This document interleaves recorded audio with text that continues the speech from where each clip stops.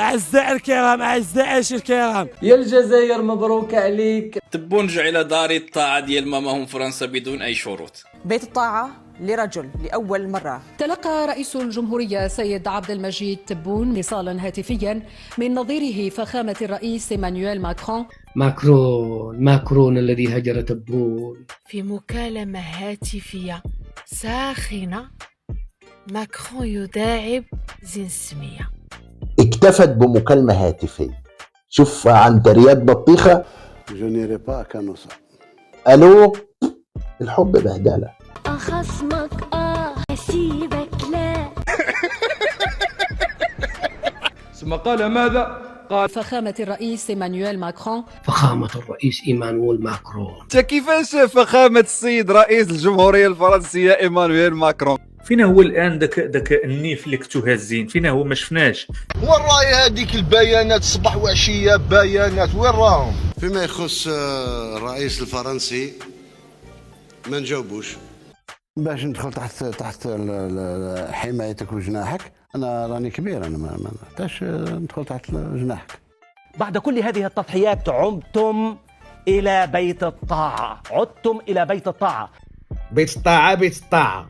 ادخل بيت الطاعه، روح الكانوسه. هلا يا رمانه الحلوه زعلانه، الحلوه زعلانه. يعلنون العوده الى بيت الطاعه الفرنسيه يعني بشكل رسمي. احنا شواكر ديال لافريك، احنا قوه ضاربه برك. ايوا مشى. La relation entre la France et l'Algérie n'est pas une relation bilatérale comme les autres, c'est une relation d'intimité profonde. انبطاح هذا يبرهن أن النظام الجزائري نظام رخيص، عالميا رخيص. دومية بوبويا كيلعبوا بكم كما بغاو. يتفقان في مكالمة هاتفية على عودة الدفء والحنان لعلاقتهما. توحشوا العلاقات الحميميه وقال لك ما نزيدوش نطولوا، الله يجعل البركه. الله يلا ربي يخلقكم باش نضحكوا عليكم. صحافته دلوقتي بتقول لك ان فرنسا عرفت انه زعيم وقائد وان شعبه يقف خلفه. خلفه بيعمل ايه في خلفه؟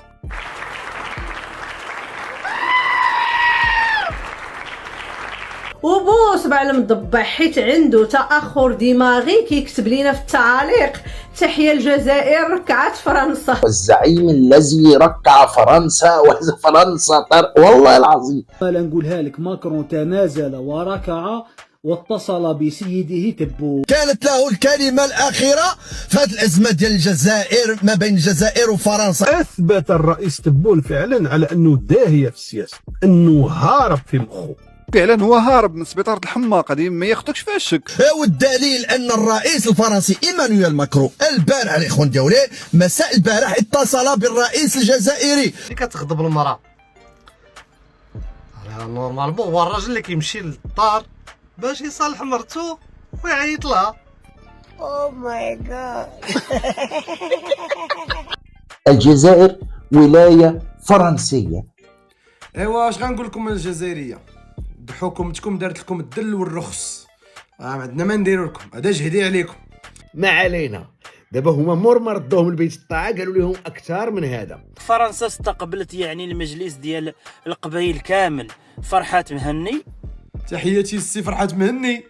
وجابوا له مكحفين حتى البرلمان حتى البرلمان الفرنسي. هذا الشيء ما يمكنش. كيفاه؟ هذا يعيطوا استفزاز، هذا باش انا نتنرفى ما نتنرفاش. بالك نقولوا فوتو يعني تريكي فوتوشوب. تراث دير لي فالي فوايج بدا لي من شكون هادي خويا؟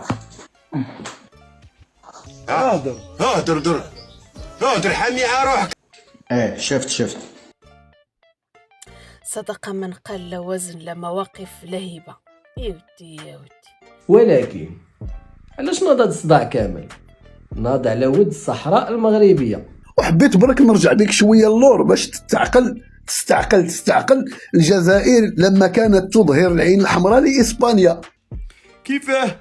استدعينا سفير اسبانيا للتشاور، رجعنا لبيت الطاعه. عم يجيب الكاس بيدور يضرب الكاس بيروح في كواكب اخرى. استدعينا سفير فرنسا للتشاور، رجعنا لبيت الطاعه. شوف الفرق ما بين تمسك المغرب في المبادئ ديالو على المستوى الدبلوماسي وما بين الانبطاح ديال حضارة الجزائر. ماهيش دولة عندها كرامة، نظام بلا كرامة حول الدولة الجزائرية. وقبل ما يوقع هذا الشيء كامل وزير الخارجيه اللي هو الفرنسي عطاه صفعه كبيره، كيقول لهم حنا باقين على القرار ديال مغربيه الصحراء. يعني بيقول لك ولم تتراجع فرنسا عن اي نقطه. وزير الخارجيه الفرنسي يتكلم دين بوزيسيون تري فورت، هنا راه يقول باللي حنا ما بدلنا والو، لان سياده المملكه المغربيه خط احمر لا يناقش عليه. وعسى الاعتراف الفرنسي باقي كما هو الاعتراف الاسباني كما هو الاعتراف الامريكي. والصحراء مغربيه حسب النظام الجزائري. هكاك الصحراء مغربيه وتبون يركع ليه ماكرون، هادشي اللي كاين. ركع واعترف مغربيه الصحراء. جد تنا في جد تنا غياتات يا ربنا لقي. ثم قال ماذا؟ وإعادة رفات شهداء المقاومة والاعتراف بالمسؤولية عن الشهيدين علي بومنجل والعربي بن مهيدي. علي بومنجل والعربي بن مهيدي فقط زوز بومنجل والعربي بن مهيدي. فيه 5,630,000 شهيد. هو عارف انه عبيط. بركه كاين لا 5 المليون لا 10 المليون والو، زوز جوج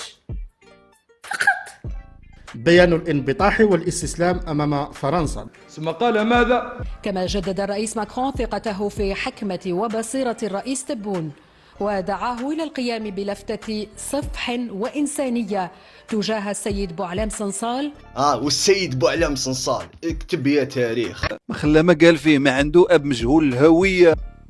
مجهول الهويه، مجهول الاب. وبوعلام صنصال بعد ما كان مجهول الاب ولا السيد بوعلام صنصال. القضيه ديال بوعلام صنصال قال لك تبون غادي يقول ليه العفو الرئاسي.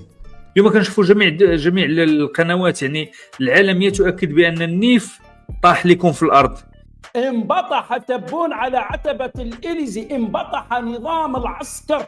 قضية ديال الجزائريين المطرودين، البيان ديال رئاسة الجمهورية كيقول لك الملف سيتم حله، سيتم إعادتكم، صافي باعكم تبون.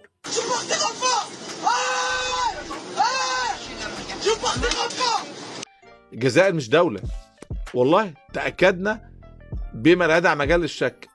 في نهاية المطاف نقول لك يا بوصلة مبروك عليك، هزيمة جديدة، هزيمة دبلوماسية جديدة، هزيمة مدوية للنظام الجزائري.